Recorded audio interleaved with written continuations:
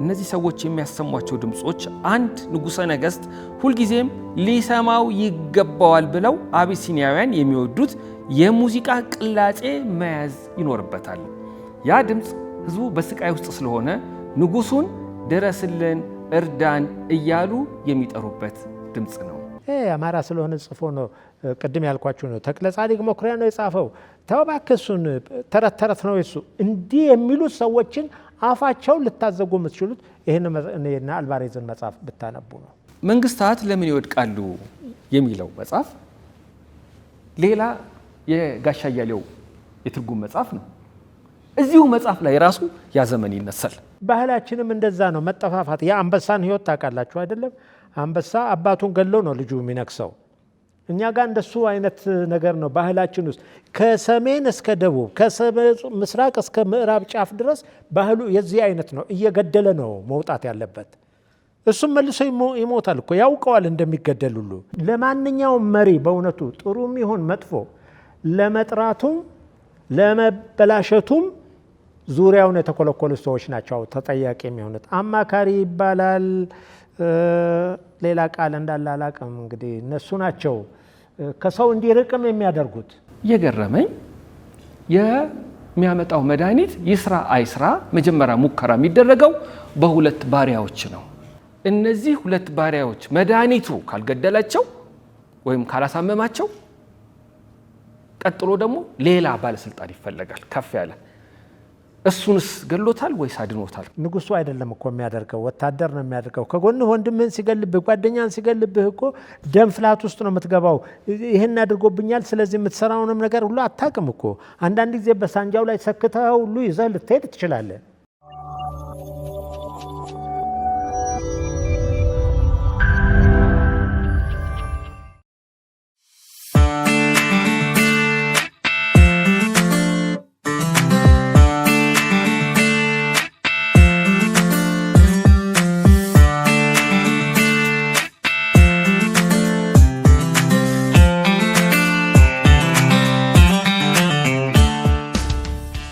ውድ የነገረ መጽሐፍት ፕሮግራም ተከታታዮች፣ የዛሬው እንግዳችን አያሌው ምትኩ ብሩ ይባላሉ።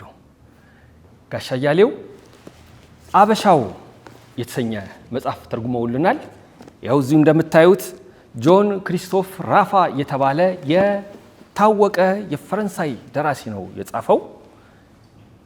እዚህ አዳራሽ ውስጥ በመጽሐፉ ዙሪያ ለመወያየት የተገኛችሁ አላችሁበት ሆናችሁ ደግሞ በዩቲዩብ ይህንን ፕሮግራም የምትከታተሉ ዛሬ አበሻው በተሰኘው መጽሐፍ ዙሪያ ከጋሻ አያሌው ጋር የምናደርገውን ቆይታ እንደምትወዱልን ተስፋ እናደርጋለን። ጋሻ አያሌው እንኳን ደህና መጡ። ጥያቄን የምጀምረው 22 መጽሐፍት በእጆ አሉ። ጥቂቶቹ ታትመዋል። አንዳንዶቹ ትርጉሞች ናቸው። አንዳንዶቹ አንዳንድ የታወቁ ሰዎች የህይወት ታሪክ ላይ መነሻ ተደርገው የተሰሩ ናቸው። አበሻው የተሰኘው መጽሐፍ የተተረጎመው እርስዎ እስር ቤት ሆነው ነው።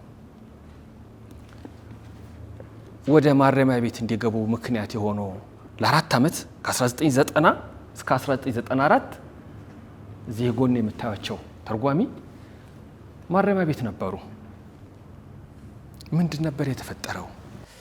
ህይወት ውጣ ውረድ አለው። አንዳንድ ጊዜ ከፍ ያለ ቦታ ትደርሳላችሁ፣ አንዳንድ ጊዜ ደግሞ ትወርዳላችሁ። ወርዶ አለመቅረት ትልቅ ነገር ነው። ወርዶ ህይወትን ማየት በራሱ የመውረድ ነገር የደረሰበት ሰው በሚወስዳቸው እርምጃዎች ይመዘናል። የሱ ብቻ አይደለም፣ በዙሪያው ያሉ ሰዎች መውረዱን እንደ ህይወት መጨረሻ አይተው ተስፋ ሊያስቆርጡት፣ ሌሎች ደግሞ መውረድ ባንተ ብቻ አይደለም፣ ምን ታባብሳለህ፣ ምን ታካብዳለህ ነው በአሁኑ ቋንቋ ብለው ደግሞ አይዞህ የሚሉ ሰዎች አሉ። 1990 እኔ የኮመርስ አስተማሪ ነበርኩ። ያስተማርኳችሁ ልጆች ካላችሁ መናገር ትችላላችሁ።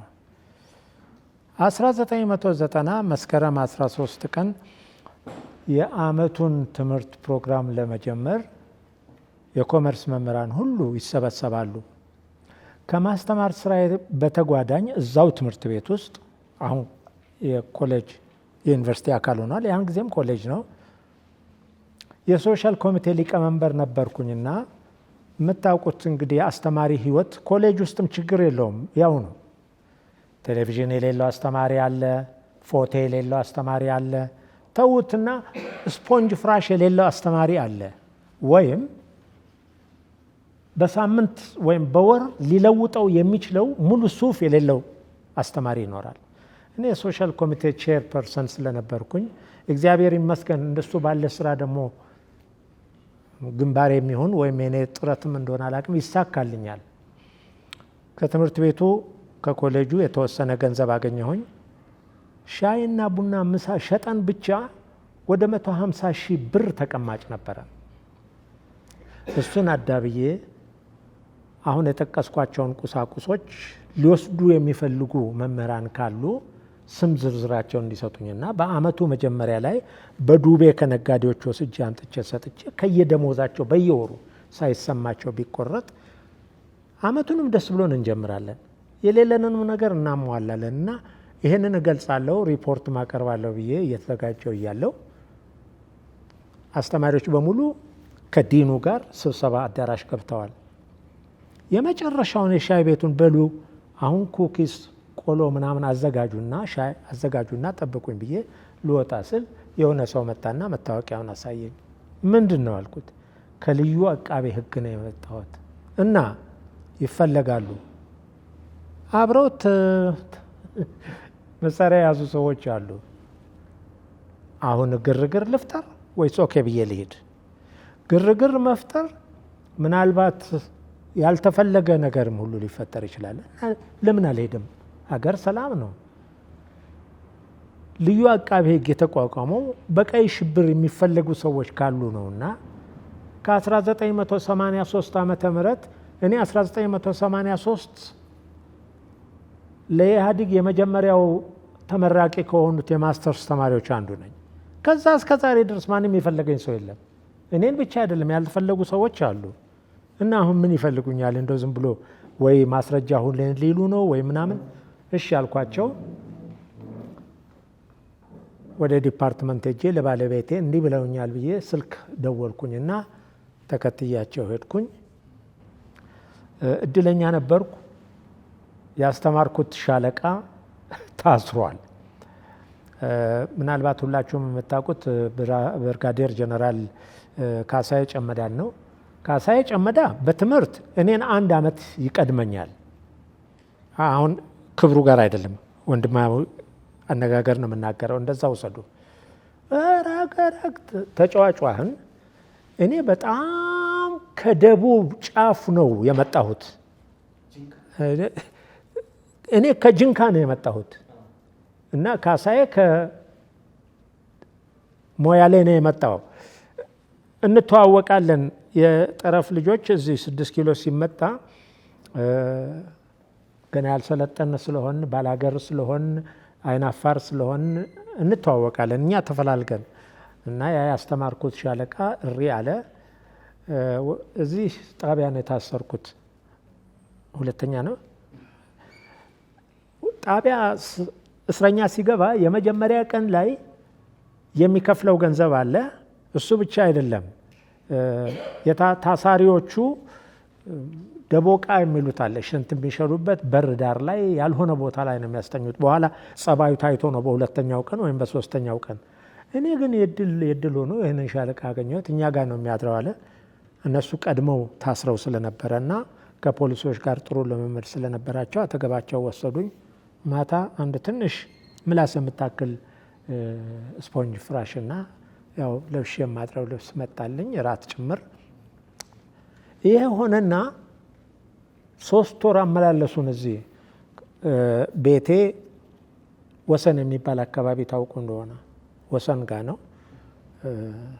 አንድ ትንሽ ልጅ አለን። ተወልዶ 1 ዓመቱን ሳያከብር ነው እኔን ያሰሩኝ። ለምኜዋለሁ፣ እባክህ የእሱን ላይ እንትን ልበል እኔ መውጣት እኮ በፈልግ በጂንካ በኩል እኮ ኬንያ በጣም ቅርብ ነው። ደግሞ እውነት ነው። መጥፋት ይችል ነበር። ምንም ችግር የለውም። መጥፋት ይቻል ነበር የዛን ጊዜ።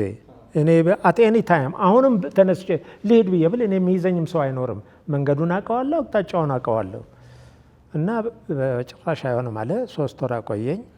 ከ3 ወር በኋላ በቃ ይሄ ራሴን ላጥፋ የሚለው ነገር እኔ ጋር እየበረታ ሪሊ የቱ ጋር ሄጄ ነው የምንጠለጠለው? መጸዳጃ ቤቶች ሁሉ ግልጽ ናቸው፣ ሰው ያያል። ገመድ የረባ ነገር የለም፣ ቀበቶ የለም። ወህኒ ቤት ስትገቡ ቀበቷችሁ ሁሉ ይወሰዳል። እንዴት አድርጋለሁ ብዬ ስል አሁን አሜሪካ ያለ አብሮ አደጌ አፈር ፈጭቶ ቅጠል በጥሶ ከኔ ጋር ያደገ የዛው የጂንካ ልጅ የሕክምና ባለሙያ ነው፣ ዶክተር ነው። እስቲ ይህን መጽሐፍ አንብበው። እሱ ተረድቶታል በውስጤ የነበረውን ነገር። ቴክን ኦን ትረስት የሚል አንድ ቮሊዩሙ ትንሽ ተለቅ የሚል ድንገት አይታችሁት እንደሆነ አላቅም። እሱን መጽሐፍ ሰጠኝ። እስቲ ይህን አንብበው አለኝ።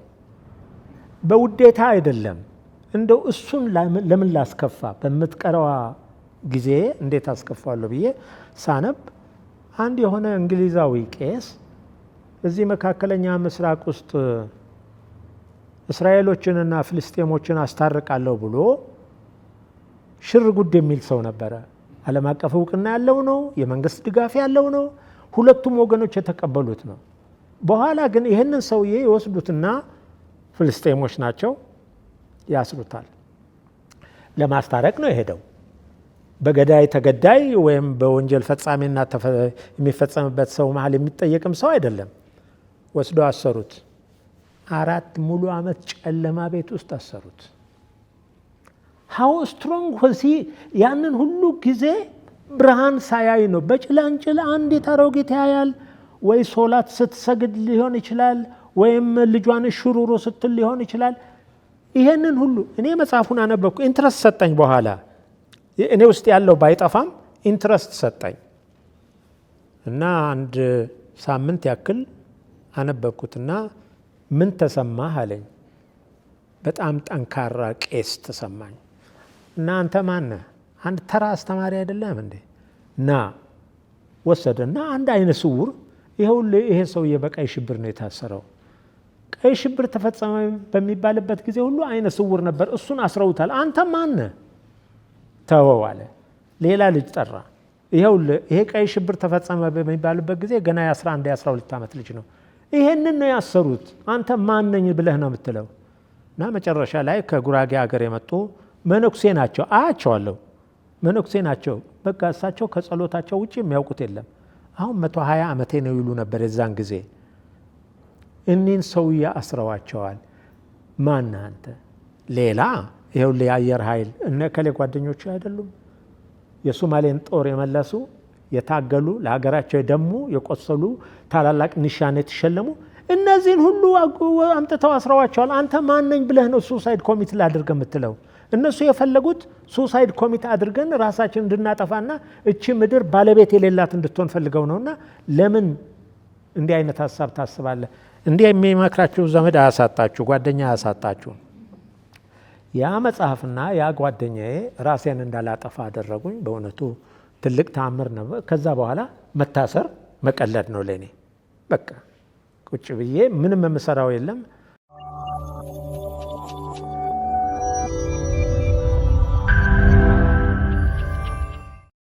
ተሰናክለን በምንወድቅበት ሰዓት የመዝመም የመውደቅ ስሜት ይሰማል።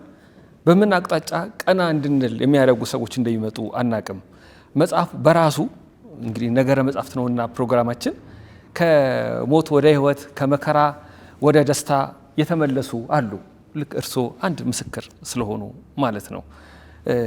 እንግዲህ 4 ዓመት እርስዎ ታሰሩ። እዛ 4 ዓመት ከቆዩ በኋላ አለ ጥፋቶ ማለት ነው በማያውቁት ክስ በፍጹም ባልነበሩበት ቦታ መጨረሻ ግን በ1994 የሚከሳችሁም ሰው እኮ ህሊናው ትንሽም ቢሆን እንደ ሳይቆነጥጠው ይቀራል። ይህችን ሰውዬ እችን ሴትዮ ወይም ይህንን ሰውዬ በግፍ ነው ያሰርኩት ወይም እንዳቆየው የተደረግኩት። ምናልባት እሱ እንዲያደርገው ያዘዙት ሰዎች ይኖራሉ። እኔ አሁን የሚገባኝ እሱ ነው። እንጂ አያውቀኝም አላውቀውም። በህግ ደረጃ ሊያውቀኝም አይገደድም አይገባውምም። እሱ አቃቤ ህግ ነው። በዛ መሰረት የቀረበለትን ወንጀል አጣርቶ ይከሳል። እኔ የአውራጃ አስተዳዳሪ ነበርኩ። ከእኔ በታች ወረዳ አለ። ከወረዳ በታች አሁን የምታውቁት አይነት ቀበሌ የሚባል ነገር አለ። እንግዲህ በደርግ ጊዜ ነው ይሄ ሁሉ የሆነው። የተገደለ ሰው የለም። የተደበደቡ ልጆች ግን አሉ። ደብዳቢ ተብሎ የተከሰሰ ልጅና ተደብዳቢ የተባሉ ልጆች በጋብቻውን ተሳስረዋል። የዛን ጊዜም በልጅነት መንፈስ ነው። በኳስ ሲጫወቱ ተደባደቡ። ያው የሰፈር ልጆች ታውቃላችሁ፣ የላኛው ሰፈርና የታችኛው ሰፈር ተጋጭተዋል። በቃ ወንጀሉ ይሄ ነው። ነገር ግን ይህንን አዙረው ቀይ ሽብር ነው ተባለ። ገሙ ጎፋ ውስጥ በቀይ ሽብር እኔ ህሊናዬ እስከሚያውቅ ድረስ በቀይ ሽብር ተብሎ የተገደለ ሰው የለም። ሰው አልተገደለም አይደለም፣ ሰው ተገሏል። ይሄ እኔ እዛ ባልነበርኩበት ጊዜ የሆነ ነው። በኋላ ላይ ምናልባት አሰፋ ጫቦ ሲባል ስሙን ሰምታችሁ ሊሆን ይችላል። እኔ ትልቅ ወዳጄ ነው፣ ታላቅ ወንድሜ ነው፣ ጋሼ ነው ምለው። አንድም ሰው አልተገደለም በዛን ጊዜ። ከዛ በኋላ ሰዎች ተገለዋል። እና የዛን ሁሉ ለመበቀል አይነት ነገር 76 ላይ 77 ላይ ናዝሬት ላይ ይደረግ የነበረውን ሻሸመኔ ላይ ይደረግ የነበረውን ታውቃላችሁ። እና ከትግራይ የመጡ ሰዎች አንዳንድ ሰዎች የታፈኑ የደረሱበት አልታወቅም ወይም ተገለዋል። የዛን አይነት ገሙ ጎፋ ውስጥ አንድ ሁለት ሳይፈጸም አልቀረም። እና ያንን ለመበቀል አይነት ነገር ነው የሆነው። ቀበሌ አልተጠየቀም፣ ወረዳ አልተጠየቀም፣ ፖሊስ አልተጠየቀም። አያሌውን ከእኔ ደግሞ አልፎ የዛን ጊዜ ክፍለ ሀገር ነው የሚባለው የክፍለ ሀገሩ ምክትል አስተዳዳሪ፣ ዋና አስተዳዳሪ፣ ፖሊስም አልተጠየቀም። እንዴ ወንጀል ከተፈጸመ ያንን አካባቢ ሲመሩ የነበሩ የመንግስት ኃላፊዎች በሙሉ ተጠያቂዎች ነው የሚሆኑት። ምክንያቱም መንግስታዊ ወንጀል ነው የሚሆነው ማለት ነው። ይሄ ሁሉ አልተደረገም። በጣም በሚገርም ሁኔታ 189 ይመስለኛል ባልሳሳት ወር 179 አንተዋወቅም። ገበሬ አለ፣ ነጋዴ አለ፣ አስተማሪ አለ፣ እንደኔ አስተዳዳሪ የሆኑ ሰዎች አሉ፣ ሴቶች አሉ፣ ወንዶች አሉ፣ ልጆች አሉ፣ ሽማግሌዎች አሉ። ሁላችንም አንተዋወቅም። የተወሰነው እንተዋወቃለን፣ ቀደም ሲል ጀምሮ የምንተዋወቅ። እነዚህ ሁሉ ናቸው ተባብረው በአንድ የፖለቲካ ቡድን የተደራጀን ወይም ብሔርን ለማጥፋት አሲረው። መጀመሪያ መተዋወቅ አለብን። መጀመሪያ እኛ አንድ መሆን አለብን። አንድ ያልሆነ ሰው እንዴት ነው ሌላውን አንድ የሆነ ሰው ማጥፋት የሚችለው? እነዚህ ሁሉ ሎጂካሊ ሲታዩ የማያስኬዳቸው ነው። ዘ ኦንሊ ቲንግ ሊያስሩን ስለፈለጉ ነው ያሰሩን። እና መጨረሻ ላይ ምስክር ይመጣል። ወህኒ ቤት ገብቼ ሲጋራ ማጤስ አቆምኩ። 2 ፓኬት አይበቃኝም ነበር። አጤስ ነበር፣ በጣም አጤስ ነበር። በጣም ብዙ ቡና እጠጣ ነበር። እስከ 12 ሲኒ እጠጣ ነበር። ያንን ሁሉ አቋረጥኩኝ። ምክንያቱም ያንን ለማድረግ አንደኛ የፋይናንስ አቅሙም አይፈቅድም፣ ሁለተኛ እነዚህ ነገሮች ለጤንነትም ጥሩ አይደሉም። ቅድም የነገርኳችሁ የልጅነት ጓደኛ ሐኪምም አብሮኝ ነው የታሰረው፣ እዛም ድረስ አብሮኝ ነው የሄደው። እና እነሱን ስታዩ እነ ከሌ ሳያጤሱ እስከቆዩ ድረስ እኔ ሳላጤስ ብቆይ ምን ሆናለሁ? እና እናንተም እየተማራችሁ ትመጣላችሁ። እና እንግዲህ ትንሽ ትንሽ ይነበባል። መጽሐፍት ቤት የለውም የገሙ ጎፋው፣ የራስን ህይወት ነው የሚኖረው። ትንሽ ወንድም ነበረኝ። ሲያስፈልግ እባክህ እንዲህ ያለ መጽሐፍ ፈልገህ እስቲ ያምጣልኝ። ያው ርዕስቱን ሰው ነግሮኝ ነው ወይም እሱ ነግሮኝ ነው ወይም እኔም አውቀውን አንስቼ ይህን ይመስል ነበረ። ምን ይባላል? ተማሪው ለመማር ዝግጁ ሲሆን መምህሩ ይመጣል ይባላል። ለመማር ዝግጁ ስትሆኑ ነው በህይወት ውስጥ ሊያስተምራችሁ የሚችል ሰው አጠገባችሁ የሚከሰተው እንደማለት። እርስዎ ካነበቡት መጽሐፍ ብቻ ሳይሆን ዙሪያው ባለው ነገር ብዙ ተምረዋል።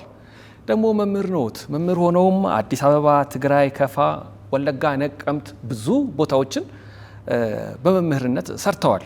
አብዛኛው የኢትዮጵያን የገጠሩን ክፍል የማወቅ እድል ከገጠማቸው ሰዎች መካከል አንዱ ጋሽ አያሌው ናቸው። ጋሽ አያሌው ቀደም ሲል እንዳልኩት 22 መጽሐፍት ተተርጉሞ ቤት ውስጥ አለ። ከ22ቱ 7ቱ ታትመዋል። አንዳንዶቹ የትርጉም ስራዎች፣ አንዳንዶቹ የአርትዖት ስራ እርሶ የተሳተፉበት ነው።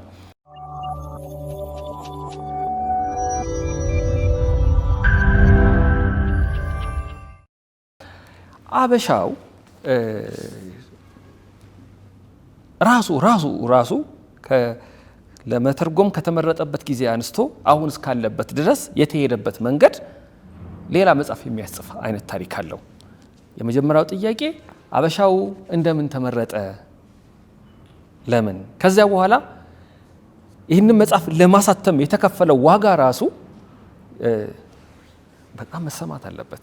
የአብዛኛው ኢትዮጵያዊ ደራሲ የተንከራታችነት ህይወት በጨረፍታም ቢሆን ያሳያል ብዬ ስለምገምት ዶክተር ያጠራ አራው እኛ ሀገር ዶክተር ካልተባልኩ የሚጣላችሁ ሰው የለም። ሞልቶ ማዕረጉን አግኝቶታል።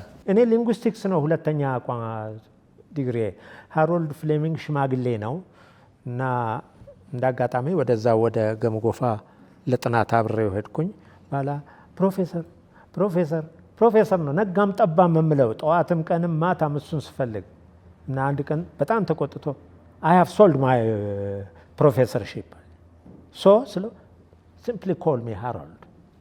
እና እኛ ሀገር ደግሞ ካልተባለ ያበሳጫል። አንተ እንደማትበሳጭ ስለማቅ ነው። እኔንም አንቱ ከምትል አንተ ብትለኝ ለቀረቤታው በጣም ደስ ነው የሚለው። እኔ አበሻውን እኔ አልመረጥኩትም። እንግዲህ እዚህ በምስክር ፊት ነው የምናገረው። ከእስር ቤት ከወጣሁ በኋላ ሰዎች በቃ አስጠሉኝ። አጤስ ነበር፣ እጠጣ ነበር፣ ካራምቡላ እጫወት ነበር። 4 ኪሎ የፈለገኝ ሰው ነፍሱን ይማር ሽረጋ ቤት ማንም ሰው አያጣኝም ነበረ። ስታሰር ጠላታችሁ ይጥፋ። ያ ሁሉ ጓደኛ ምናልባት 2 ወይም 3 ቀርተው ሊሆን ይችላል። እኔ ካራምቡላ ከያዝኩኝ በቃ ጠዋት ከጀመርኩት ማታ ወደ ቤቴ ስገባ ነው የሚያሸንፈኝ ሰው ስለሌለ ነው። ሌላ ምንም ነገር የለውም። በቃ እጫወት ነበር፣ በጣም እጫወት ነበር። ኤኒዌይስ አሁን ከእስር ከተፈታው በኋላ ቤት ስገባ ኮመርስም ቶሎ አላመለከትኩም ልመልሱኝ ብዬ ጠላው። ሄጄ እንዴት ሊያቸው ከኮመርስ ብዙዎች ጓደኞቼ ጠይቀውኛል። 1-2 ባይጠይቁኝ ችግር የለውም፣ ያው ነው። ሁሉም ነገር 100% አይመጣም። እንደ አጋጣሚ የዚህ መጽሐፍ ደራሲ ዦን ክሪስቶፍ ራፋ ሜዲሲን ሳንስ ፍሮንቲርስ መስራች ነው እና በየሀገሮቹ ይዞራል፣ ኢትዮጵያም ይመጣል እና ኢትዮጵያ ሲመጣ አግኝቼዋለሁ። በዚህ መሃል ከእህቴ የመጀመሪያ ልጅ ጋር በፍቅር ተገናኙ። ይዟት ሄደ። እኔ ከተፈታው በኋላ ልትጠይቀኝ ስትመጣ እንግዲህ ባለቤቴን ጠየቀቻት። ምን ይሰራል አሁን ተፈቶ? ምንም አይሰራም። ምን እንደው ይተረጉማል? ይሄንን ቴክን ኦን ትረስት እስር ቤት ሆኜ ተርጉሜዋለሁ። መጽሐፉን ላይብረሪ ካገኛችሁ እባካችሁ አንብቡት። መከራ ቢመጣ ትቋቋማላችሁ። በቃ ያን የመሰለ ቄስ ከተቋቋመ እኔ በአንድ ተራ አማኝ ምን ሆናለሁ? እንደዚህ የሚል ስሜት አለ። እንደው ቢያነበውና ቢተረጉመው አነበብኩት። ጣመኝ። ቆንጆ ነው ግን ትልቅ ነው። በእውነት ረስቼ መጣው። እንግዲህ ሽምግልና ሲመጣ እንዲህ ነው የሚያደርገው። ጠረጴዛ ላይ አስቀምጬ በር ቆልፈን ነው የምንወጣው። ቆልፈን ስንወጣ ረሳው። ትልቅ ነው። አነበብኩት፣ ጣመኝ፣ ደገምኩት። ስደግመው አንደኛ ታሪክ ቀመስ ነው። ይሄን ታሪክ ቀመስ መጽሐፍ የጻፈበት የቋንቋው ጥራትና ለዛ የሚማርክ ነው። እኔ የመጀመሪያ ዲግሪ ስነ ጽሁፍ ነው። ስለዚህ ለስነ ጽሁፍ ተማሪ ስነ ጽሁፍ የሚያስተምር አቀራረብ ነው። ከዕለታት አንድ ቀን አሳትመዋለሁ አለችኝ። የፈረደባቸው አባቷ እንግዲህ ገንዘብ ጠይቃቸው ሊሆን እምቢ ማለት አልፈለጉም። ስለ ባለቤታቸው እየተናገሩ ነው። መካከላችን አሉ እና አድርጊው አልኳት። እሺ አለች። በሁለተኛው ቀን ነው ምናምን ከሰዓት በኋላ የሆነ እንደዚህ የታሰረ ብር ይዛ መጣ። የመጽሐፍ ማሳተሚያ ነው አለች። ምንድን ነው? ቤቴን ሸጥኩት አለች። ትደነግጣላችሁ። እንዴ ለምን ይታተማል? ይሄ መጽሐፍ ይታተማል። ስለዚህ ሸጨዋለሁ፣ ከእንግዲህ አይመለስም። በቃ እንግዲህ እግዚአብሔር ለምን ያን እንዳደረገ እኔ አላውቅም። በኋላ ብዙ ነገር ነግራችኋለሁ። እኔ እድለኛ መጽሐፍ ነው። እኔም እድለኛ ነኝ፣ መጽሐፉም እድለኛ ነው። ያ መጽሐፍ እንዲታተም ተደረገ። ቤቷን ሸጣ ማሳተሟ እንደዚህ ነው ታሪኩ። በዛን ጊዜ እኔ በማህበር የሰራሁት እኔ የመሰረትኩት ማህበር መኖሪያ ቤት ስለነበረን ብዙም እምብዛም የመኖሪያ ጉዳይ ችግር አልፈጠረብንም። ታተመ። በቃ እንግዲህ ተበተነ፣ ሊበተን በሚችልበት ቦታ እንደታተመ ማስመረቅ ነበረብኝ። የመጀመሪያ ስራዬም ስለሆነ የሚጠሉኝ ሰዎች በህይወት መኖሬንና ይህንን መስራቴን ጭምር ይወቁት የሚል ውስጤም ስለተነሳሳ እናስመርቅ ተባባልን።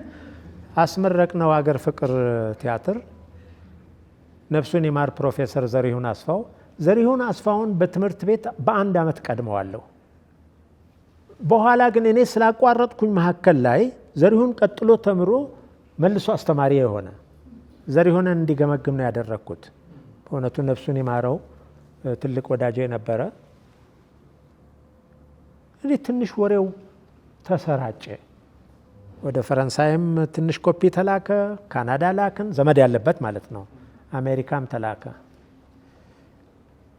ፈረንሳይ የደረሳቸው ሰዎች አንብበውት ደራሲውን ነው አንተ ነህ ከዚህ ሰውዬ ታሪኩን ወስደህ ወደ ፈረንሳይኛ የገለበጥከው ወይስ ሰውየው ነው? እውነት ከትርጉም ከእንግሊዝኛ ትርጉም ነው። እኔ ፈረንሳይኛ አልችልም፣ ያ ቦንጆር ለማለት ያክል እላለሁ። ኧረ ከኔ ነው። መጽሐፉ ላይ ፈርሞ ነው የሰጠኝ። ተደናቂ ሆነ። ከኛ በፊት 28 የሚሆኑ የአውሮፓ አገሮች በቋንቋቸው ይሄንን ክላሲካል የሆነ በዚህ ዘመን ክላሲካል አይጻፍም። አሁን ያው ሆይ ሆይ የሚባልበት ታሪክ ነው የሚጻፈው፣ ትልልቅ ኖብሎችም ቢሆኑ ክላሲካል የሆነ መጽሐፍ በመድረሱ ሰውየው በጣም ታዋቂነትን አግኝቷል። ፈረንሳይ አካዳሚ ሊሸልም ይፈልጋልና ና አሉ። እኔ በኬንያ መሄድ እየቻልኩ ያልሄድኩ ሰውዬ አሁን አውሮፓ ና ተብዬ ስባል ምንድን ስሜት ነው የሚሰማችሁ? በቃ ተነስቼ ሄድኩኝ። ፈረንሳይ አካዳሚ ገባኋ። ስሙ ነው የፈረንሳይ አካዳሚ፣ ህንፃ ነው፣ ሌላ ምንም ነገር የለውም። ያው ሰራተኞች አሉበት የተለያየ ስራ የሚያከናውኑ። ከአፍሪካ እንግሊዝኛ ተናጋሪ አገሮች አበሻው ነው የተመረጠውና ዲፕሎማና ሜዳሊያ ሰጥተውኛል። እግዚአብሔር ይመስገን። ዲፕሎማውም ሜዳሊያውም አሁን ቤቴ አለ። ለስራ መያዣ የሚያገለግል አይደለም፣ ለጉራ ግን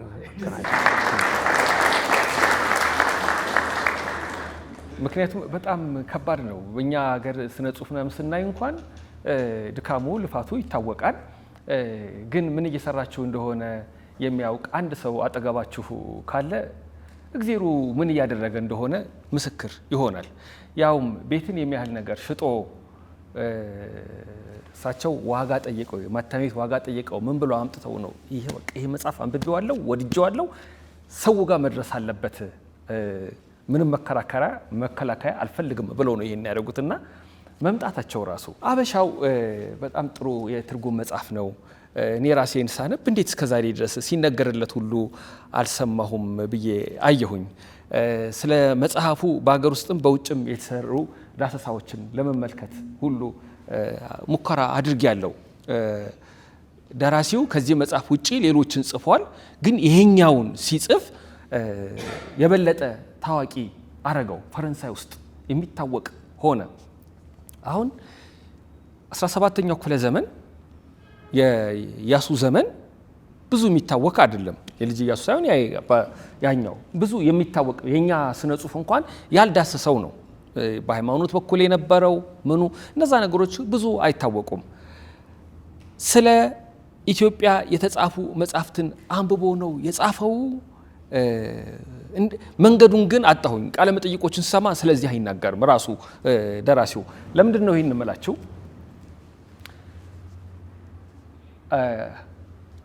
ራሴላስ የሚል መጽሐፍ አይታችኋል? ራሴላስ ሳሙኤል ጆንሰን ነው የጻፈው። ሳሙኤል ጆንሰን መጥቶ አያውቅም ወደ ኢትዮጵያ። እናቱ አረፉና የቀብር ለማስፈጸሚያ የተበደረው ብድር ስለነበረበት እዳውን ለመክፈል ያለው ችሎታ ድርሰት ስለነበረ ይጽፋል። እነ ጄምስ ብሩስ የጻፉትን የታሪክ መጽሐፍ አንብቦ ነው ስለ ኢትዮጵያ የጻፈው። ስለዚህ እነኚህ እነ ጄምስ ብሩስ፣ አልቫሬዝ፣ አልሜዳ አውሮፓ ውስጥ ኢትዮጵያ የምትባል ሀገር እንዳለች እንዲያውቁ እንዲታወቅ ጥረት ያደረጉ ሰዎች ናቸው። አበሻው ጆን ክሪስቶፍ ራፋ ይህንን መጽሐፍ ሲጽፍ ያነበባቸው መጽሐፍት አሉ ተጽዕኖ ያሳደረበት? በትክክል አልጠየቁትም፣ እንደሚሆን ግን እርግጠኛ ነኝ። ጆን ክሪስቶፍ ያልዞረበት የዓለም አገር ቢኖር አላቅም። ዞሯል በልጅነቱ። ያው ታውቃላችሁ ፈረንጅ ገንዘብ ሲያገኝ አድቬንቸር ይወዳል። ሐኪም እንዲሆን ነበረ እናቱ ይፈልጉ የነበረው እና ሆነላቸው። ጎበዝ ሐኪም። ሜዲሲን ሳንስ ፍሮንቲርስን ከጓደኞቹ ጋር ሆኖ ካዘጋጀ በኋላ በቃ የት ነው ያልሄደበት ቦታ? ጦርነት ያለበት ቦታ፣ ዘረኝነት ያለበት ቦታ፣ ሽብር ያለበት ቦታ እስያ ውስጥ፣ አፍሪካ ውስጥ፣ ላቲን አሜሪካ ውስጥ በሙሉ ዞሯል። ይሄንን ሲዞር ወደደም ጠላም የነዛ የዞረባቸውን ቦታዎች ታሪክ በቁንጽልም ቢሆን ያውቃል። ፕላስ እኔ ሚስቱም የዋዛ አትመስለኝም። የአርበኛ ልጅ ስለሆነች ሁለቱም አሁን በህይወት አሉ፣ እዛው ፓሪስ ውስጥ ናቸው። እሷም ስለ ኢትዮጵያ አንዳንድ ነገር ሳትነግረው አትቀርም ብዬ አስባለሁ። እሱ ግን ብዙ የኢትዮጵያ ኢንትረስት የሚጥሉበት ነገሮች ነበሩ፣ በጣም ብዙ ነገሮች። ስለዚህ ይሄ ሁሉ ተዳምሮ ይመስለኛል አሁን ያነሳቸውን የፖርቱጊዝ ሰዎች፣ የጀርመን ሰዎች፣ ታሪክ ጸሐፊ የነበሩ ተጓዥ የነበሩ ሰዎች እኛ የሚጎለን እሱ ነው። እነሱ የጻፉትን እንኳን አናነበውም፣ ተውትና አሁን ያለውን። ጋሽ አያሌው አሁን አበሻው ሳነበው በጣም ደስ አለኝ። በኢትዮጵያ ስነ ጽሁፍ ያልተዳሰሰ ክፍል ነው። ስነ ጽሁፍ ያልኩት ልቦለድን ማለት ነው። ታሪካዊ ልቦለድ ነው። ንጉሠ ነገሥት ኢያሱ የተገለጹበት መንገድ በጣም ነው ደስ የሚለው። ደግሜ ካነበብኩት በኋላ ራሱ ይሄ መጽሐፍ ሌሎች የታሪክ መጽሐፎች እዚህ መጽሐፉ ስለተጠቀሱ ሰዎች የሚሏቸው አሉ ወይ ብዬ ለማየት ሁሉ ሞክሬ የሚነሱ ሰዎች ሁሉ አሉ ከንጉሱ ውጪ። ለምሳሌ ሙራድ የተባለው ሰው ይጠቅሱታል ታሪክ ጸሐፊዎች፣ አለ እንደ ገጸ ባህሪ የገባው ሰው። ስለዚህ የሚታወቁ ሰዎችን መነሻ አድርጎ ሰራ። ትልቁ ነገር ምንድነው መንፈሱ ብዬ ሳይ እና ለዚህ ፕሮግራምም አንተን ስመርጥህ ይህንን መጽሐፍ መርጬ እንደውም አንዳንዶቹ ይሄ መጽሐፍ ቢሆንስ አያሌው ከጻፈው ያሉ ነበሩ። እዚህ ላይ ግን ኢትዮጵያዊነትን ማጉላት ላይ ነው የደራሲው መንፈስ። ኢትዮጵያ እንዴት አይነት ትልቅ ሀገር ናት የሚለውን ማሳየት ሆኗል። በመሪ ገጸ ባህሪው አማካኝነትም በጆን ባፕቲስት ምን ይለዋል? እንደ ኋላ ቀር የምትቆጥሯት ይች ሀገር እጅግ በጣም የብዙ እውቀት ባለቤት ናት። እንደምንገምተው አርቀን እንደምናያት ተራ አይደለችም። ኋላ ቀርነት፣ ጥንታዊነት ማለት ኋላ ቀርነት አይደለም ብሎ መልእክተኛው ከፈረንሳይ የመጣው መልእክተኛ አክብሯት ነው የሚሄደው፣ አድልቶላት እንደማለት ሀቀኛ ስለሆነ ገጸ ባህሪው። ይሄ በጣም ስሜት ሰጥቶኛል።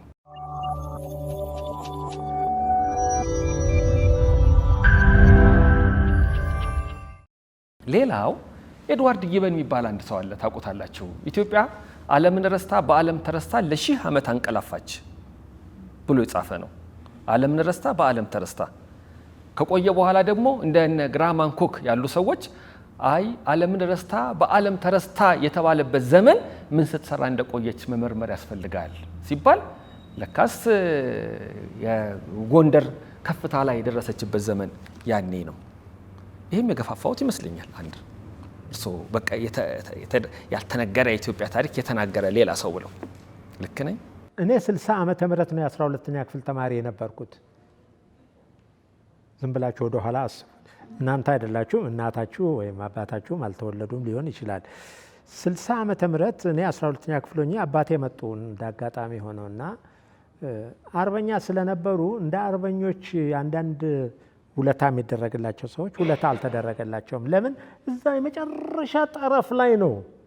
በነገራችን ላይ በኩራት የምናገረው የጅንካን ከተማ የቆረቆሩ አባቴ ናቸው። ወረዳ ገዢ ስለነበሩ ነው። ሌላ ታምር የለውም። እና አርበኛም ስለሆኑ በመሀይም አስተሳሰብ ነው ያችን ከተማ እንደዚህ የሰሯት። ውሃ አላት፣ ሜዳ ነች። እንዳሁኑ አልዳበረችም። ያው በሳር ቤት ነው የሚኖር የነበረ እና ምን አስታውሳለሁ 60 ዓመተ ምህረት እዚህ መጥተው አገር አስተዳደር አገር ግዛት ሚኒስቴር ይባላል ከትራኮን ህንፃ ጀርባ ከጥቁር አንበሳ አጠገብ እና እዛ ተመላልሰው ይሄዳሉ። ጎፋ ሰፈር መሬት እንዲሰጣቸው ነው። ሌላ ምንም ነገር የለም። ኒሻኑ አላቸው። የሚሰጣቸው ሰው ያጣሉ።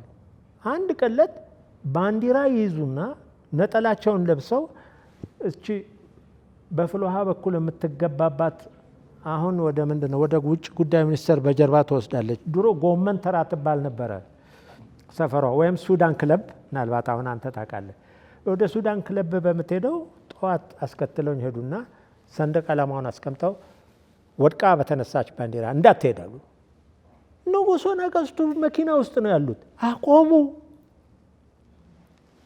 ዱዩ ብሊቭ ይሄ ዛሬ እንዳትደርሱ የሚገፈትር ሰው ከዛ በኋላ ነው ገፍትሪያ ሁሉ የመጣው እንጂ ጦር ሰራዊት ክብር ዘበኛ ነው የሚባለው። የዛን ጊዜ እነሱ ይቆማሉ። እንደ ሰው ተኩሶ እሳቸውን የሚመታ አይመስላቸውም። ምክንያቱም እነሱ አሉ። ፍርሃቱም እኛ ውስጥም ነበረ እና የሚናገሩትን ተናግረው ምን ይሻላል ሲሉ ባልደረባ ስጠኝ አንተ ብለው ነው ያናገሯቸው። አንተታ የፍቅር ምልክት ነው፣ የመቅረብ ምልክት ነው። በአማርኛ ነው አንቱ ያለው። በሌላው ቋንቋ በሙሉ የአንቱ ማካካሻው እናንተ ነው። በትግርኛም፣ በኦሮምኛም፣ በወላይትኛም፣ በሲዳምኛም ብትሄዱ አንተ የሚል ነገር ነው ያለው እንጂ አንቱ የለም። ጃፓን አለው። ጃፓን አንቱ አለው። እና የተወሰኑ ቋንቋዎች ናቸው በዓለም እንደዚህ ያላቸው። ኤኒዌይስ የዛኔ ያክል የሚቀርቡ ነበሩ ልላችሁ ነው። ለማንኛውም መሪ በእውነቱ ጥሩም ይሁን መጥፎ ለመጥራቱም ለመበላሸቱም ዙሪያውን የተኮለኮሉ ሰዎች ናቸው ተጠያቂ የሚሆኑት። አማካሪ ይባላል፣ ሌላ ቃል እንዳለ አላውቅም። እንግዲህ እነሱ ናቸው ከሰው እንዲርቅም የሚያደርጉት፣ ከሰው እንዳይቀርብም የሚያደርጉት።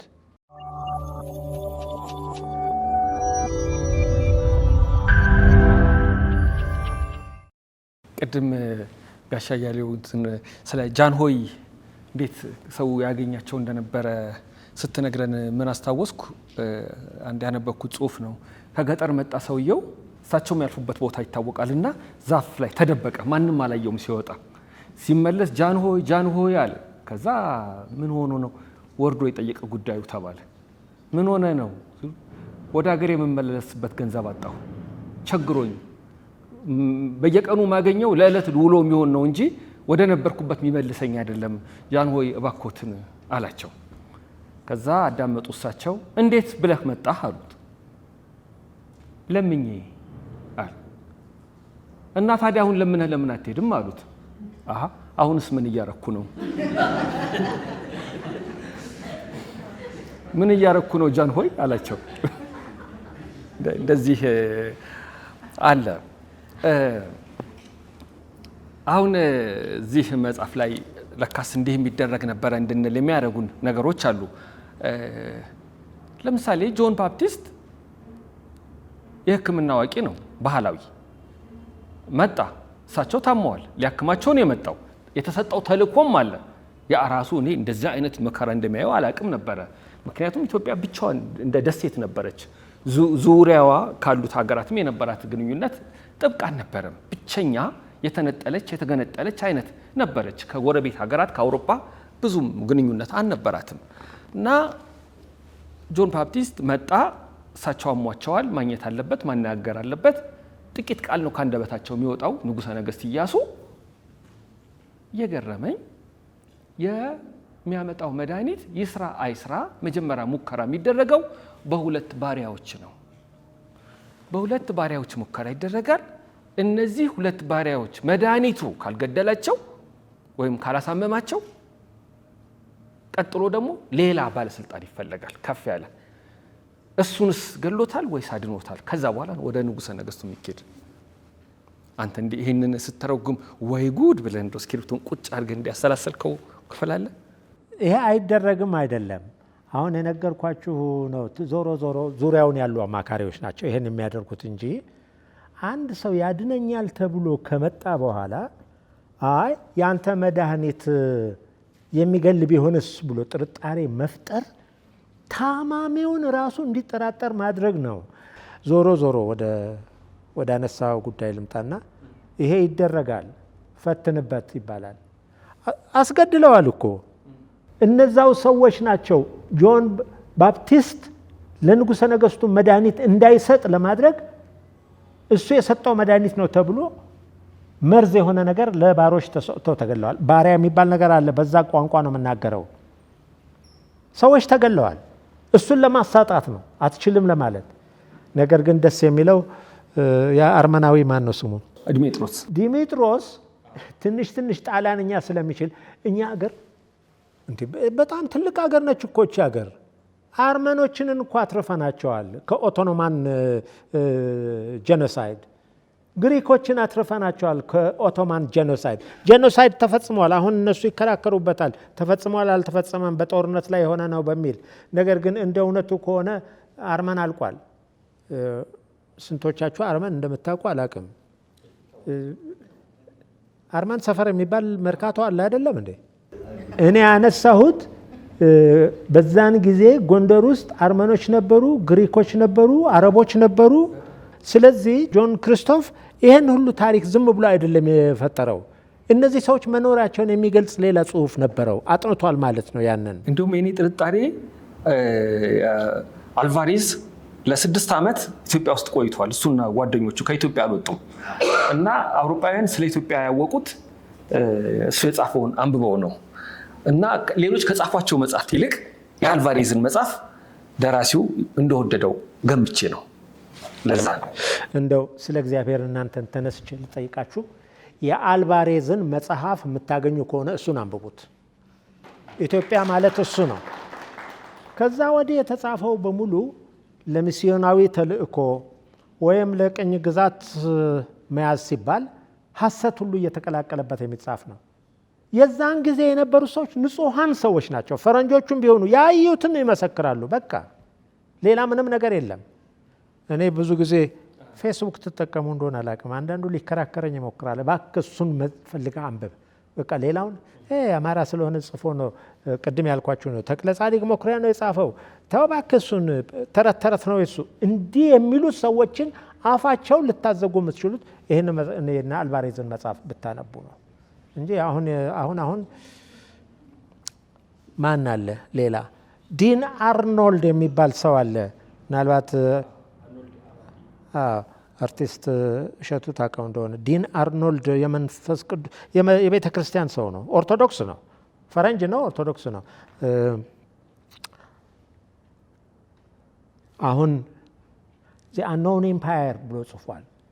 ቴሌቪዥንም ሬዲዮም የምትከታተሉ ባለፈው መስከረም ወር ላይ ትንሽ ተጀምሮ ነበር። መጽሐፉ ባልኪ ስለሆነ ሰዎቹ ከዛ በኋላ ፈርተውት ውስጡ ዘልቀው ይሄዱ አልመሰለኝም። አቤት እንዴት ደስ ይላል! አቤት እንዴት ደስ ይላል! ሰው እንደዚህ ይገልጻል፣ በቋንቋ እንደዚህ ይራቀቃል።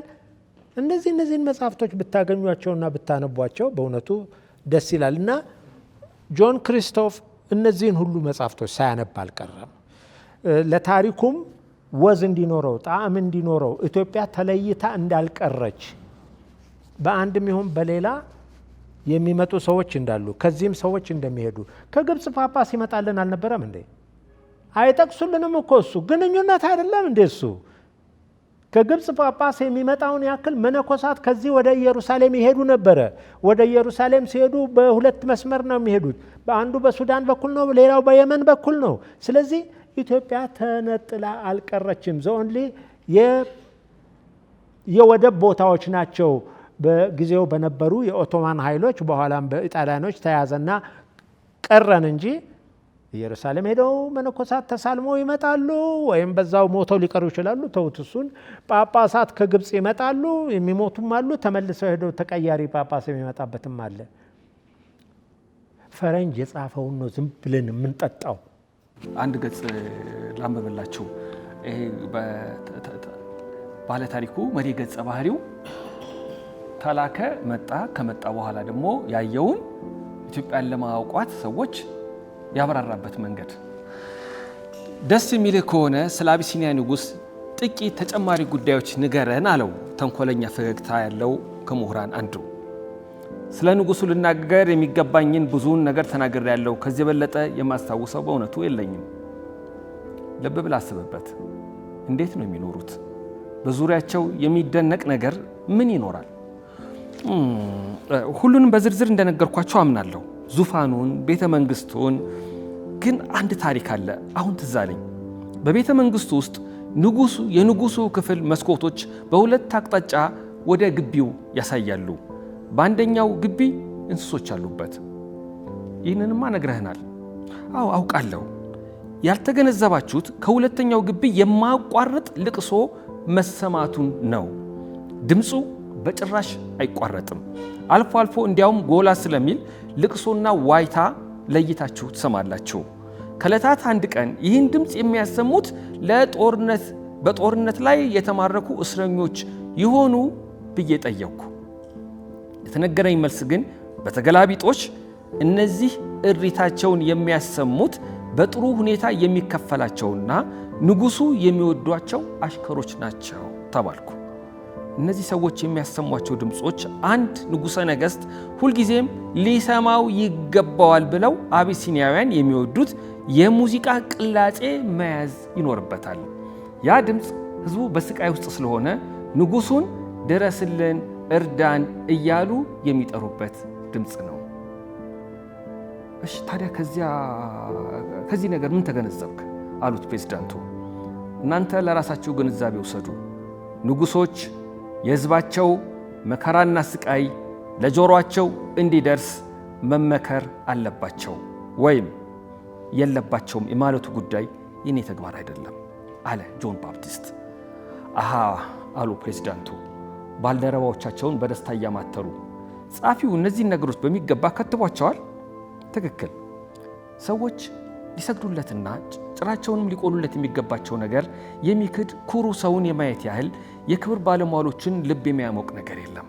ከዚህ በኋላ ሽንፈት በቅድሚያ የሚታወቅ ውጤት እንደሆነ በማመን ስልጣን ርኅራኄ እንደሚያጣና የእነርሱን ፍርሃት ትርጉም ባለው ምክንያት ሳቢያ መሆኑን ይመለከታሉ።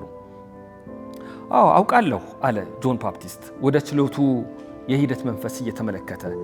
በንጉሱ ጉዳይ ላይ ከፍ ያለ ስሜት ስላላችሁ ሌላም ነገር ልጨምርላችሁ። በምሽት ከንጉሱ ታላላቅ ሰዎች አንዱ ከመኝታ ክፍሉ በር ባሻገር በሚገኝ መስክ ላይ ይተኛል። ይህ ሰው በማግስቱ ጠዋት መሬቱን እየገረፈ ንጉሱን ከእንቅልፋቸው ይቀሰቅሳቸዋል። ታዲያ ጅራፉን ለምን ያስፈልጋል? ጅራፉማ የሚያስፈልግበት ምክንያት አለው። ንጉሱ አጠቃላይ ጓዛቸውን ይዘው በየዕለቱ በየጥሻው እየተጓዙ ስለሚሰፍሩ የዱር አውሬዎች፣ ስጋ በላ አውሬዎች፣ ብዙ ጊዜ ጅቦች በምሽት ተሾልከው ወደ ድንኳኑ ይደርሳሉ። አንዳንድ ጊዜ እንዲያውም እስከ ንጉሱ ድንኳን መግቢያ ይቀርባሉ። ስለዚህ ጅራፉን ማጮህ እንዲህ ያሉ አስፈሪ አራዊት በምሽት ወደ እርሳቸው አጠገብ እንዳይደርሱ ለማባረር ሲባል ነው። ንጉሱ ቤተ መንግስት መስርተውና ግንቦችን አንጸው በዚያ መኖርና ማደር ከጀመሩ በኋላ አሁንም በደን ውስጥ ዙሪያቸውን በአደገኛ አራዊት ተከበው የሚኖሩ ይመስል ልምዱን ቀጥለውበት ይታያሉ።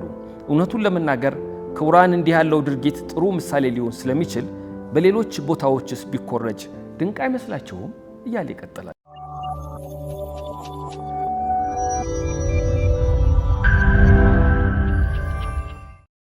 የተላከው ሰው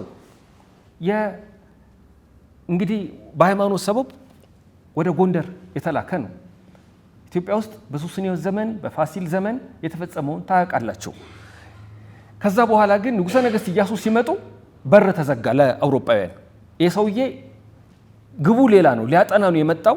የመድኃኒት እውቀትም ደግሞ አለው ማለት ነው። መታመማቸው ታውቆ ተጠንቶ ነው። አንዳንድ ቦታ ደግሞ የሚያስደነግጡ ነገሮች አሉበት። ለምሳሌ ባንዳዎች የሚቀጡበት መንገድ፣ ካዲ ምርኮኛ ይታሰራል፣ ጀግና ይሸለማል። በአንዳንድ ደግሞ እንዴት ነው ይቀጣል ያለን? ታሪካዊ ልብ ወለድ ነው። እሱ አእምሯቸው ውስጥ እንዲኖር ልብ ወለድን ለማጣፈጥ ሲባል የሚመር ነገር መጨመር፣ በጣም የሚያስደስት ነገር ደግሞ ማከል፣ የሚያጀግን ነገር፣ የሚያስፈራ ነገር። ስለዚህ የአገር ተወላጅ ሆነው ባንዳ የሆኑትን ሰዎች አይናቸውን ማውጣት፣ አትሰማቀቁም፣ አትፈሩም። ማን ደፍሮ አይን የሚያወጣ ወታደር ነው መቼም ዞሮ ዞሮ፣ ወይም እግር የሚቆርጥ እጅ የሚቆርጥ። ይህንን በሌላ ታሪክ ላይ የምናያለን። ቆዳ እንደው ይሄ ቆዳቸው እንዲሁም በህይወት እያሉ ቆዳቸውን ገፎ እንደ ባንዲራ በእንጨት ላይ አድርጎ እና ከዛ ከቆዳው ውስጥ የሚያዥ ደም። አሁን በምናብ ነው የምታስቡት። ይሄ በእውነቱ እውነት አይደለም። ይሄ ልብ ወለዱን ለማሳመር ሲባል የሚደረግ ወይም ጠላትን ለማስፈራራት ሲባል የሚደረግ ነው። ሌላ እከሌ ብዬ አሁን መጥራት ያቅተኛል። ማን ነው ከብቶችን በቆማቸው ስጋውን እየቆረጡ ነው የሚበሉት ጥሬውን የተባለ? ጽፏል። ደራሲው ጠፍቶኝ ነው። ጀምስ ብሩስም የጻፈዋል። ሳር እየበሉ ባለበት ቦታ በጎራዴው ቆርጦ ጥሬ ስጋውን ይበላል። እዛ ቦታ ደግሞ የራሳቸው የከብቶቹ እበት ያስገቡበታል ምናምን። ምንም እንዲህ የሚባል የሚጻፍ ነገር ሁሉ አለ። አንዳንዱ ለማሳመር ሲባል ነው፣ ለማቆንጀት ሲባል ነው። እና ባንዳ አይቀጣም አይደለም። አሁን አጼ ምኒልክ አድዋ ጦርነት ላይ ከጣሊያን ጎን ተሰልፈው የመጡትን በሙሉ ማን ነው ያ ጸሐፊ፣ ኤርትራዊ ጸሐፊ ንገሪ። ይሄ ደብረ ዘይት ተወልጄ አድጌያለሁ የሚለው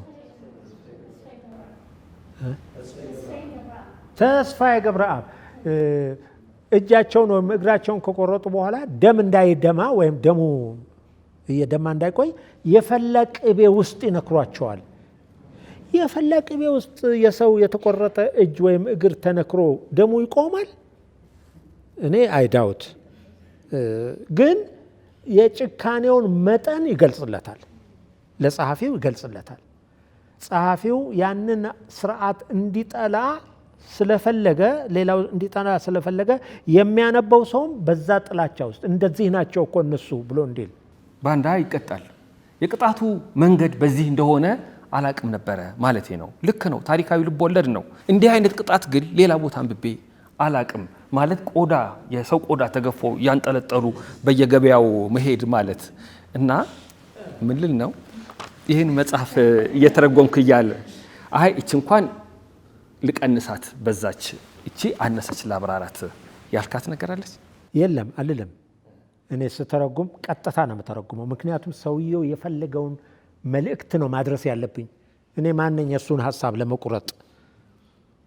የእኔ ኃላፊነት ያለውን ነገር አምሮኝ ከሆነ ወድጀው ከሆነ ያለውን እንዳለ ማቅረብ ብችል አቅሙ ካለ። አለበለዚያ አንዳንድ ቦታ ላይ የተውኳቸው አረፍተ ነገሮች ሊኖሩ ይችላሉ ኢትዮጵያን የሚያኮሰምን ከመሰለኝ። ይሄ ግን አይደለም፣ ልብ ወለድነቱ ጋር ነው አያይዤ ማቅረብ የፈለግኩትና መቀነስ አልፈለግኩም። ለአንተ ምርጥ የትርጉም ስራ የትኛው ነው? ለምን? ማናቸው? ጉራጌው ተርጓሚ ንገረኝ ስማቸው። ሳለስላሴ ብርሃነ ማርያም። ሳለስላሴ ብርሃነ ማርያም። በስመ አብ! ሰው እንደዚህ ችሎታ አለው? በቃ ከሰው ነዋ የምትማሩት። ሰው እንደዚህ ችሎታ ካለው እኔ ሲኖረኝ ይሆን ወይ ብላችሁ ነው የምትፈትሹት። እኔ ይሄንን ፈትሼ ነው ከዛ በኋላ የቀሩትን ሁሉ የጻፍኩት። እፎይታ በጣም ቆንጆ መጽሐፍ ነው። እጅግ በጣም ቆንጆች ናቸው። ቅድም እሷ እንዳጋጣሚ ተናገረችው። እነዚህ የፈረንሳይኛ ክላሲካል ሊትሬቸሮች ወደኛ ባህል የሚጠጋ ነገር አላቸው ይመስለኛል። እንግዲህ ካቶሊኮችም ስለሆኑ ጭምር ነው። ቤተሰባዊ ትስስራቸውን በጣም የላላ አይደለም። ሌላው ዓለም ላይ እኮ ሲኬድ ቤተሰባዊ ትስስሩም የላላ ነው። ልጆች ይወለዳሉ፣ 18 ዓመት ሞላው ወይም ሞላት፣ እነሱም ለመውጣት ዝግጁ ናቸው፣ ወላጅም እነሱን ለማባረር ዝግጁ ነው። ፈረንሳይ ጋር ግን እንደሱ አይደለም። አሁንም አይደለም። ሊወጣ ወይም ልትወጣ ትችላለች፣ ግን ተመልሶ የእናት አባቱ ቤት ነው። ለካ እኛ ጋም እንደዛ ነው። ዝም ብሎ መሄድ አለ። አሁን እንደውም 40 ቢሞላው ውርስ ይጠብቃል እንጂ አይወጣም። አዎ። እና የፈረንሳዮች ክላሲካል ጽሁፎች በጣም በጣም ማራኪዎች ናቸው። የራሽያንስ ክላሲካል ጽሁፎች እንደዛ ናቸው።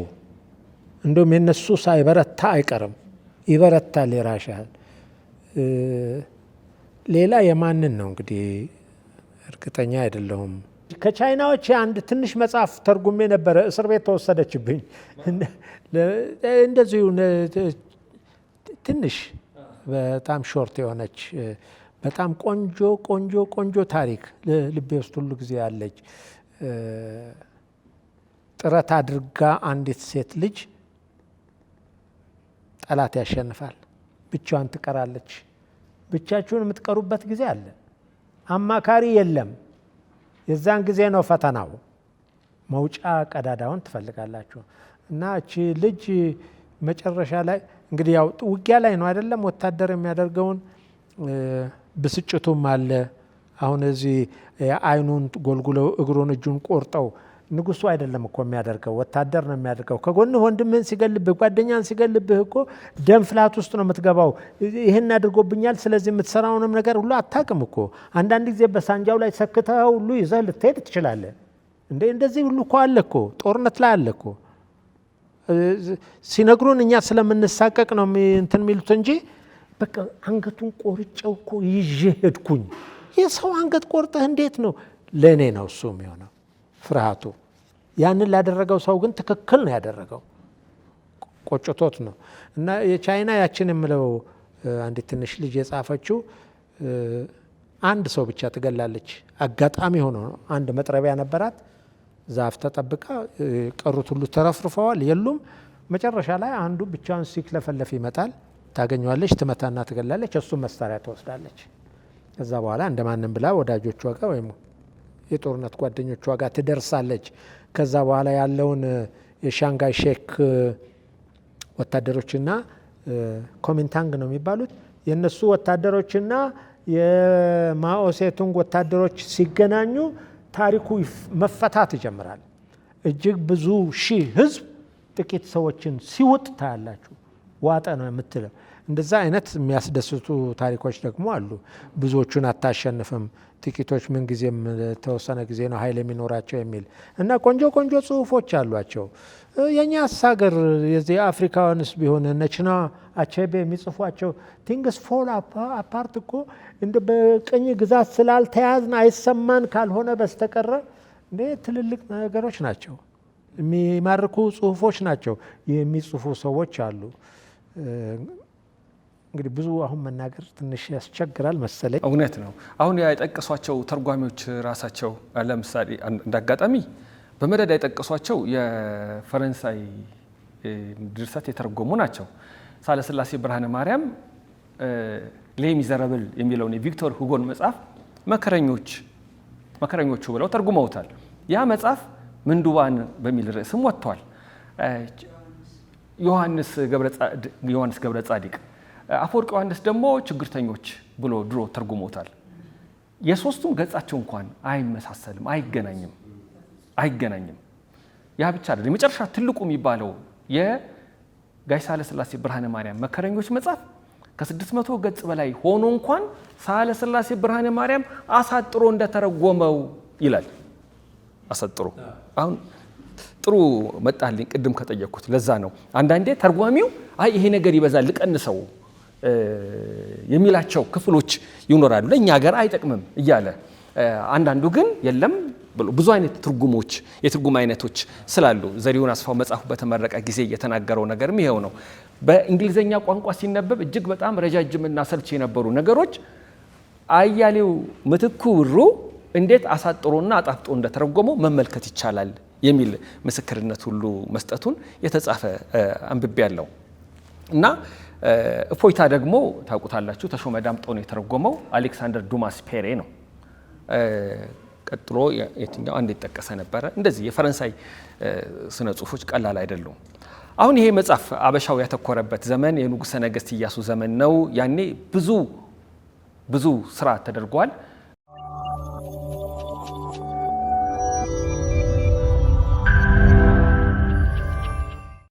እኔ ስርዓት የሚባለው ነገር በጣም ደስ ይለኛል። ተቋማት ግንባታ ላይ የሚደረጉ ንግግሮችና ድርጊቶች ናቸው አገርን የሚለውጡት። በእሳቸው ዘመን ደግሞ ብዙ ሆኗል። በተለይ ነጋዴው እንዳይጉላላ ቀረጥ ከፍያው በየመንደሩ የነበረው እንዴት መሆን እንዳለበት ሁሉ ወስነዋል ማለት ነው። ከዚያ በኋላ ግን ብዙ መውደቅ መነሳት አጋጥሟል። መንግስታት ለምን ይወድቃሉ የሚለው መጽሐፍ ሌላ የጋሻ አያሌው የትርጉም መጽሐፍ ነው። እዚሁ መጽሐፍ ላይ ራሱ ያ ዘመን ይነሳል። እዚሁ አበሻው ላይ የተነሳው ዘመን እነዚህ የኢትዮጵያም የአፍሪካም የዓለም ኢኮኖሚ ያጠኑ ሰዎች እንዴት አድንቀው እንደሚጽፉት ራሱ ምስክር የተያያዘ ነገር አለ። እንደዛ ተያይዞልሃል አንተ? እንደ ታሪክ አንብቡ። እኔ የስነ ጽሁፍ ተማሪ ነኝ፣ ግን ታሪክ እንዴት ደስ ይላል መሰላችሁ። አንዳንድ ዘመን ግራ ግብት ይላችኋል። እንግሊዝ አገር ላይ የገነነ ስልጣኔ አፍሪካ ውስጥም ገኖ ታገኛላችሁ። በዛው ዘመን እስያ ውስጥም ገኖ ታገኛላችሁ። አጼ ቴዎድሮስ ሲነሱ እኮ የሜጂ ሪስቶሬሽን ተብሎ ጃፓን ውስጥ ሁሉ ተነስቷል። እጅግ የገነኑ ሰዎች፣ ራዕያቸው ሰፊ የሆነ ሰዎች ናቸው። ምናልባት እነዛ ተሳክቶላቸው ብዙ ረዥም መንገድ መጓዝ ቻሉ። እኛ ያው ይደክመናል ነው። ምቀኝነቱም አለ። ባህላችንም እንደዛ ነው። መጠፋፋት። የአንበሳን ሕይወት ታውቃላችሁ አይደለም? አንበሳ አባቱን ገሎ ነው ልጁ የሚነክሰው። እኛ ጋር እንደሱ አይነት ነገር ነው ባህላችን ውስጥ። ከሰሜን እስከ ደቡብ፣ ከምስራቅ እስከ ምዕራብ ጫፍ ድረስ ባህሉ የዚህ አይነት ነው። እየገደለ ነው መውጣት ያለበት። እሱም መልሶ ይሞታል እኮ ያውቀዋል እንደሚገደል ሁሉ። እንደዚህ አይነት ታሪኮች አሉ እና ዓለም እንደው ተገልላ ኢትዮጵያ ቀርታለች የሚባለው ነገር ተገልላ አለመቅረቷን በኢያሱ ዘመን ብታዩ፣ በኢያሱ ዘመን ምንድን ነው የነበረው? አውሮፓ ውስጥ ሬስቶሬሽን ምንድን ነው? ሬኔሳንስ። ከዛ በኋላ የዚህ የፕሮቴስታንት እምነት ምንድን ነው የሚባለው?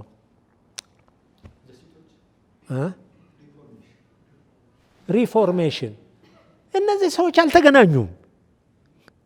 እኛ በአካል አልተገናኙም ነው የምንለው። ምናልባት በመንፈስ የሚያገናኝ ነገር ይኖር ይሆን?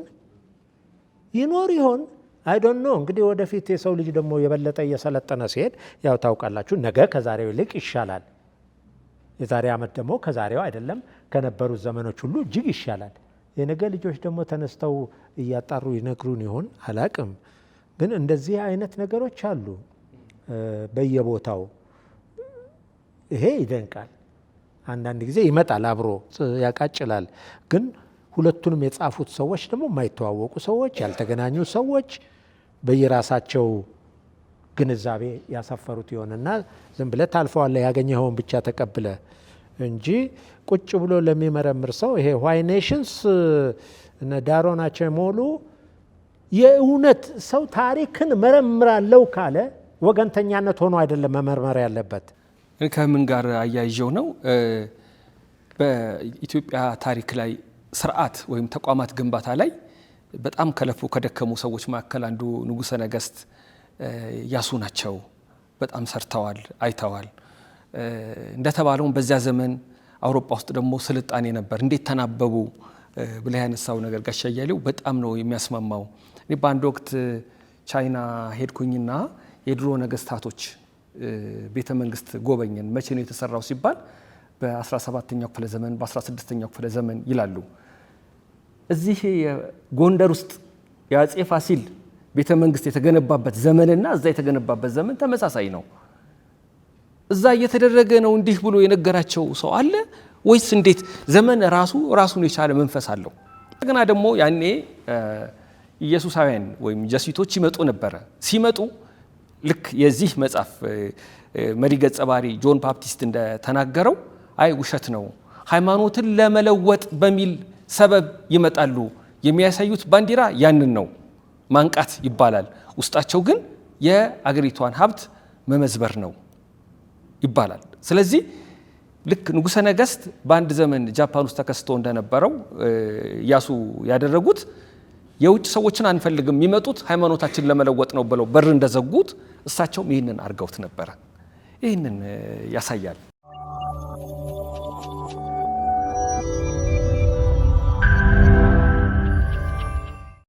አበሻው ጆን ክሪስቶፍ ራፋ ጽፎት አያሌው ምትኩ ብሩ የተረጎመው የታወቀ መጽሐፍ ነው። እሱ ላይ ቆይታ እያደረግን ነው።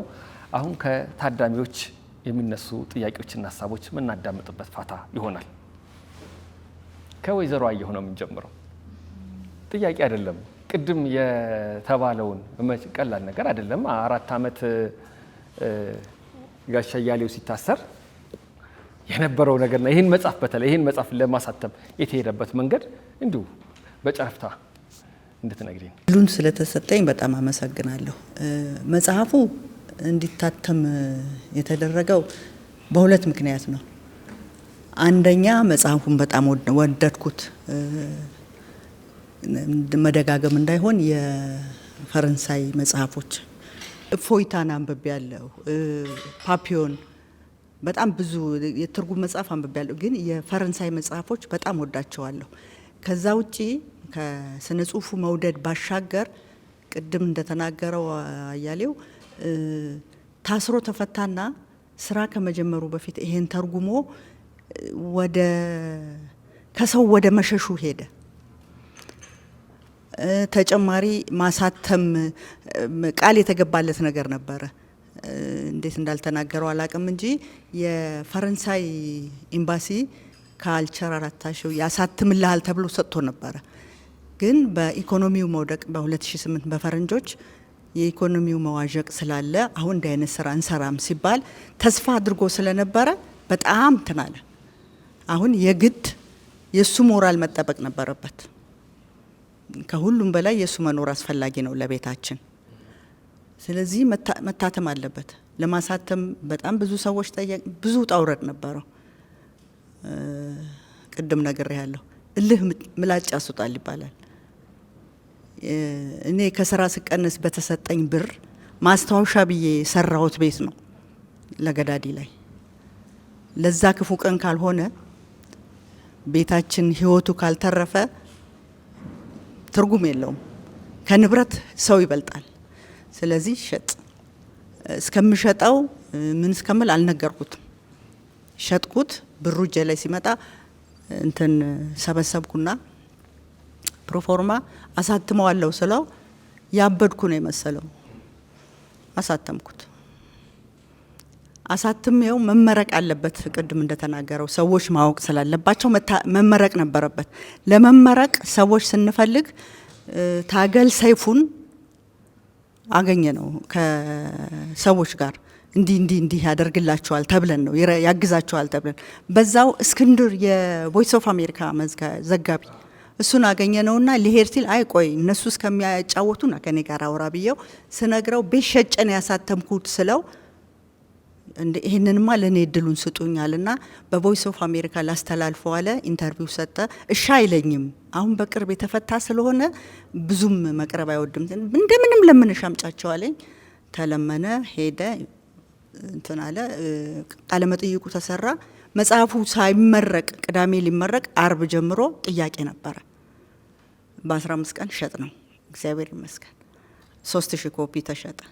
ከዛ በኋላ ቀጠለ። በዚህ ምክንያት ነው። ትንሽ ነገር ልናገር። እሺ፣ ለወንዶች ነው። እንደዚች አይነት ሚስት ይስጣችሁ።